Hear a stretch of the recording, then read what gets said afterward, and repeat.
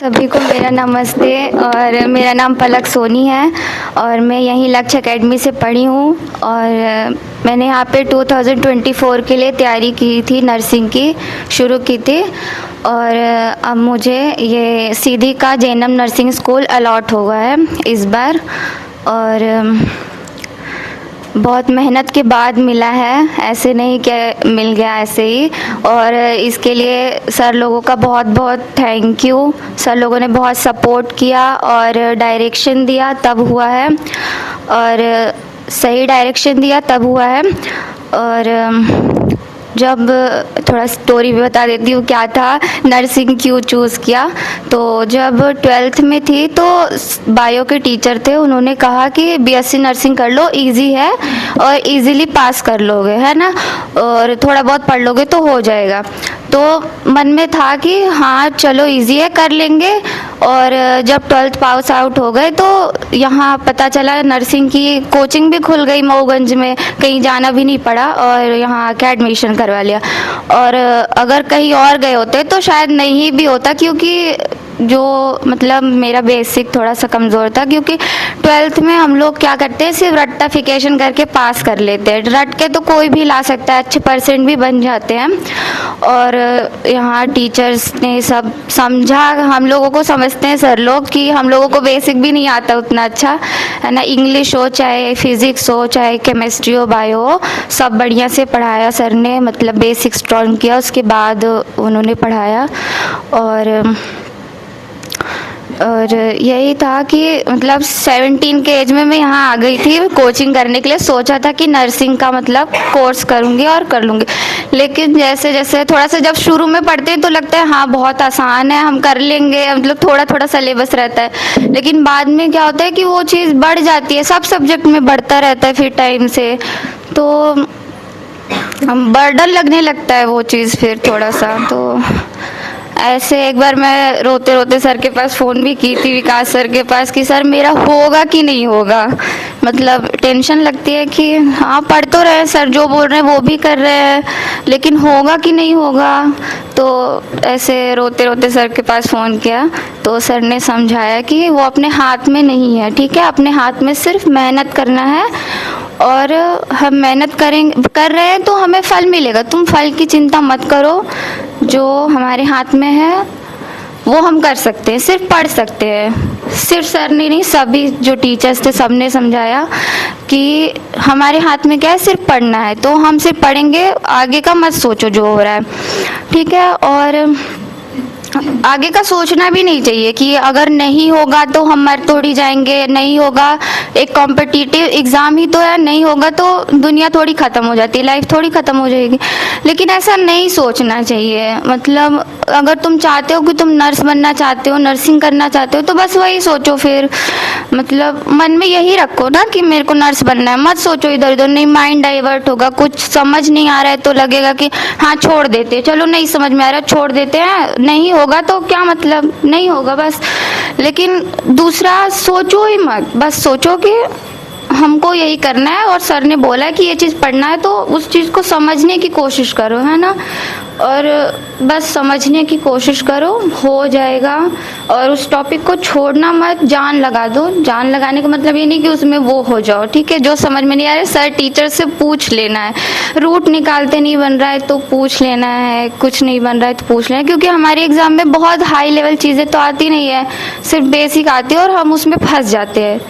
तो वही basic strong करना है, सर लोगों से डरना नहीं है। मैं भी ऐसे फ़ोन कर दी थी सर को, सर भी मुझे बहुत समझाए कि डर के आगे जीत है। और यही है, यही बोलूँगी कि बस पढ़ाई करो और थोड़ा सोशल मीडिया से दूर रहना, है ना। तो बहुत बहुत थैंक यू सर लोगों को।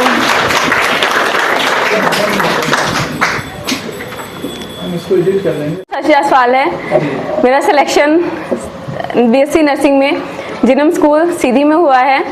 और ये मैंने अपनी तैयारी लक्ष्य एकेडमी मऊगंज से शुरू की थी। और इसके सफ़र में मेरी सहायता करने के लिए उदय सर, विकास सर, रंजना मैम, मॉड्यूल्स पढ़ने के लिए एक मॉड्यूल्स और स्मार्ट बोर्ड से पढ़ाई होती है। और ये नहीं है कि बहुत खर्चा होता है, बहुत कम फीस है और अपने गांव के आसपास है तो हमें डेली आने जाने में कोई दिक्कत नहीं है। बहुत बाहर ये होता है कि बहुत ज़्यादा हाई फीस होती है और बाहर रहने का खर्च वो भी होता है, तो यहाँ ऐसी प्रॉब्लम नहीं है। और टीचर्स हमारे बहुत अच्छे हैं जो कि सभी अपने अपने क्षेत्र में बहुत ज़्यादा मेहनत करते हैं। हमारे सिलेक्शन में सबसे ज़्यादा योगदान मेरे शिक्षकों का रहा है और इन्होंने मेरे पीछे बहुत मेहनत की है। मैं बहुत ज़्यादा टॉपर स्टूडेंट नहीं रही हूँ, नॉर्मल स्टूडेंट, जो कि मुझे सबसे ज़्यादा डर टेस्ट से लगता था। सबसे पहले वो डर हटाया गया। वीकली टेस्ट और यूनिट टेस्ट होते थे जिसमें नॉर्मल अंक मेरे रहे हैं, बहुत ज़्यादा नहीं रहे हैं लेकिन ठीक है। और आप सबको पढ़ने के लिए एक सुटेबल स्थान अपने एरिया के पास में मिल रहा है, वो बहुत बड़ी बात है। सभी को मेरी तरफ से शुभकामनाएं। उनके अब इस सफ़र में आप अपनी लक्ष्य को प्राप्त करें, सबको मेरी यही शुभकामनाएं हैं। आप सभी को मेरा नमस्कार। मेरा नाम दिनेश भाई सोनी, सिमरिया सीधी। लक्ष्य एकेडमी बहुत अच्छी वो है, इसमें आप लोग पढ़ाई करेंगे तो अवश्य सफलता मिलेगी। और हमारी बेटी पलक यहीं से पढ़ी है और यहाँ का बहुत गुणगान करती थी। विकास सर का जो पढ़ाते थे बहुत अच्छा पढ़ाते थे, मार्गदर्शन करते थे। कभी विचलित भी हो जाती थी कि लगता है पापा नहीं होगा, पर वो समझाते थे कि नहीं, डर के आगे जीत है। तो बच्चों डटे रहो और लगे रहो और कंटिन्यू करते रहो, सफलता एक दिन अवश्य मिलेगी।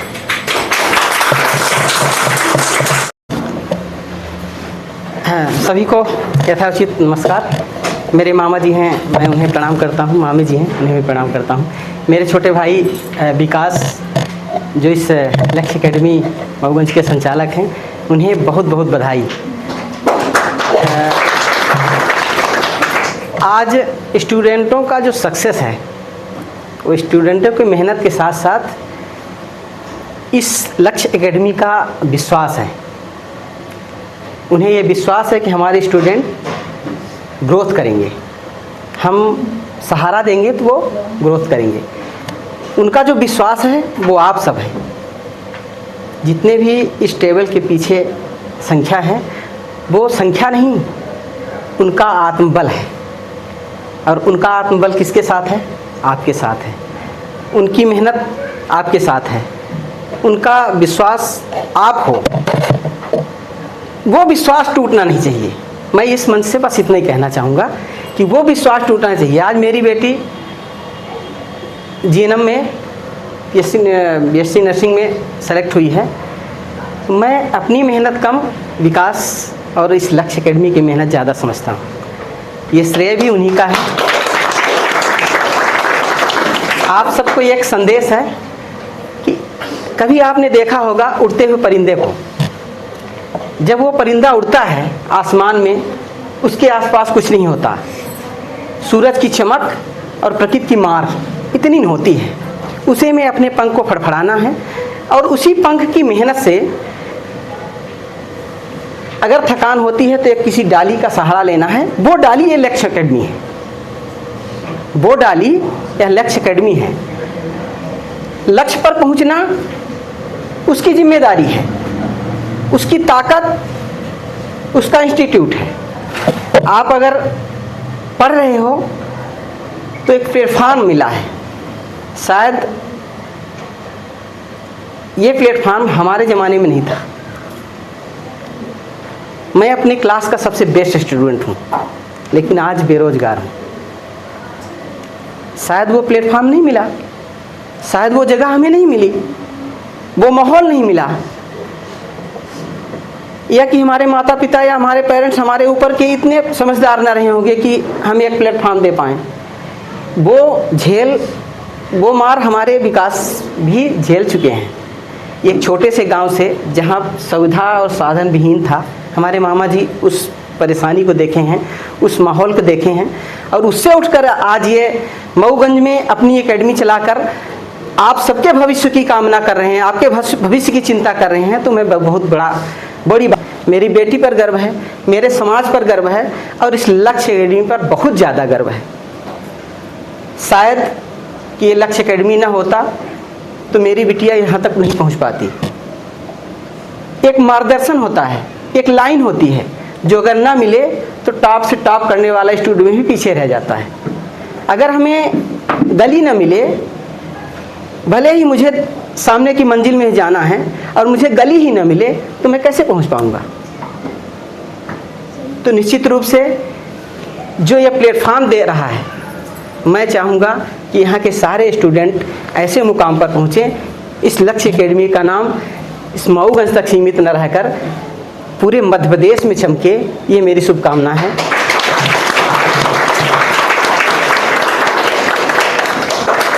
सबसे बड़ा धन्यवाद मेरे मामा जी को, मामी जी को, जिन्होंने एक ऐसे सपूत को पैदा किया जो आप सबको गाइड कर रहा है। बहुत बहुत धन्यवाद।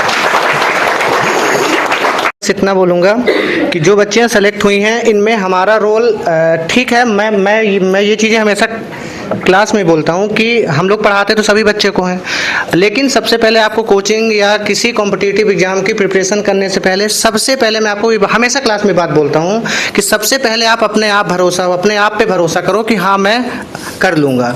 सेकंड चीज़ सबसे पहला होता है वो टीचर पे ट्रस्ट, टीचर पे भरोसा कि हाँ जो हमारा टीचर पढ़ा रहा है, जो हमें बता रहा है, वो अगर वो ना सही नहीं पढ़ा सकता तो गलत भी नहीं पढ़ाएगा। और एक बात और ये चीज़ में ऐसा याद रखना कि आपकी सफलता के बाद ये शायद मेरी मतलब ऐसा बोल सकता हूँ पेट लाइन, मैं हमेशा क्लास में बोलता हूँ कि अगर आप सफल होगे तो सबसे पहले खुश होने वाले सिर्फ 2 ही इंसान होंगे जिनको 1% मतलब मैं बोल दूँगा 0.0001% भी उनमें जेलस नाम की फील नहीं होगा। सबसे पहले होंगे आपके पेरेंट्स, माता पिता, और दूसरे होंगे आपके टीचर्स। ये ना 2 ही ऐसे लोग हैं जो मतलब आपसे बिल्कुल आप ना जितना आगे जाओगे वो उतना ही ज़्यादा खुश होंगे। जैसे मैं बताऊँ, जैसे पलक सोनी हमारी पिछले साल की बैच की स्टूडेंट हैं, बहुत हार्ड वर्किंग थी, कभी कभी ना डिप्रेस हो जाती थी, कभी कभी रोने तक लगती थी। बस एक ही चीज़ बोलता था, जो करना है करो, जो होगा देखा जाएगा। लेकिन हाँ, जो भी बच्चे सेलेक्ट हुए हैं उनकी खुद की मेहनत है, उसमें हमारा रोल सिर्फ 5% रहता है। सिर्फ मान लीजिए 5%, 95% रोल आपका है। हमारा काम है डायरेक्शन दिखाना। आप 2 बार पूछो, 4 बार पूछो, 6 बार पूछो, इन चीज़ों को बताऊंगा, लेकिन अल्टीमेटली पढ़ना तो आपको ही पड़ेगा, याद आप ही को करना पड़ेगा। हाँ, कोई डाउट्स होता है, कोई चीज़ें हमारा काम क्या होता है, बहुत सारी चीज़ें जो मतलब वेस्ट हैं आपके एग्जाम के हिसाब से, वो सारी चीज़ें हटा के आपको सिर्फ काम की चीज़ें पढ़ा के, और वो भी ऐसे बेहतर ढंग से कि आपके वो क्या हो जाए, एग्जाम में काम आ जाए। अब मैं आता हूँ शशि पे, है ना। शशि स्टूडेंट और पलक का भी मुझे याद है। पलक पूरे उन्होंने तकरीबन 1 साल उन्होंने किया कोचिंग, मुझे अच्छे से याद है। इन्होंने सिर्फ 3 दिन एब्सेंट किया है क्लासेस। तो क्लासेस में पंचुअलिटी और रेगुलरिटी भी मायने रखता है। और सामने बैठी हैं, पूछ सकते हो, 3 दिन एब्सेंट हुए हैं, शायद किसी की शादी थी तब ये, और वो भी पहले बताए थे 2 महीने पहले कि सर इस दिन हमारे शादी में जाऊंगी। सेम हाल शशि का है। बहुत सारे बच्चे हमारे यहाँ बर्थडे कुछ भी मनाते, वो चुपचाप स्कूल आती, कोचिंग आती थी, अपना जो भी करती थी इसके बाद जाती थी। शायद ये 2 या 3 दिन ये भी एब्सेंट हुई हैं। तो मेरे हिसाब से अगर आज ये सफल हैं तो उसमें सबसे बड़ा रोल इनका पंचुअलिटी का भी है। और दूसरी बात है ना पेरेंट्स का, क्योंकि पेरेंट्स ऐसे हैं कि देखिए क्या होता है कि एक बच्चे की लाइफ में या एक स्टूडेंट की लाइफ में सिर्फ एक मानसिक दबाव पढ़ाई का नहीं होता, एक सबसे बड़ा दबाव जो हमारे जैसे थोड़ा सा मतलब क्या है ना, बैकवर्ड हमारा एरिया है थोड़ा सा, उनमें जो सबसे बड़ा ड्रॉबैक है वो है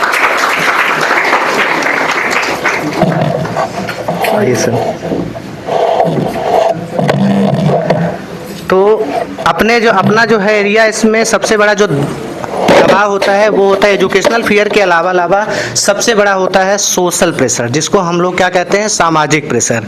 क्योंकि जब कोई पेरेंट्स अपने बच्चे को भेजता है तो यही सबसे बड़ी बात होती है कि होएगा भेजत तलाहे है ना, हो ही कि ना हो, ये मतलब एक हमारी भाषा में बघेली में बोला जाता है। तो ये क्या होता है, उन मतलब ना पेरेंट्स को बहुत बड़ा मतलब एक प्रकार से सैल्यूट है कि इतना सब कुछ सामाजिक दबाव सहते हुए सारे लोगों के जो भी चीज़ें हैं पिन टोन टाइप का या ताने टाइप का सुनते हुए भी उन्होंने अपने बेटियों पे भरोसा किया, बच्चों पे भरोसा किया और आगे के लिए उन्होंने उनकी अच्छे भविष्य के लिए आगे भेजा। हो गया सर? ठीक है, ये सर लोगों की गाइडेंस की मेहनत है, बच्चों की मेहनत है और पेरेंट्स का भरोसा है, ये नहीं कि विकास सर की मेहनत है, हम तो एक रास्ता प्रोवाइड कर रहे हैं। उदय सर की मेहनत है, हमारे फैकल्टी की मेहनत है, जो भी यहाँ कंप्यूटर ऑपरेटर है उन सब की मेहनत है, हमारी अकेले की भूमिका नहीं है। ठीक, आप सभी को थैंक यू। और जितने भी पेरेंट्स हैं हम यही चाहते हैं कि आप सब हम पर हमेशा अपना आशीर्वाद बनाए रखें। बहुत बहुत धन्यवाद।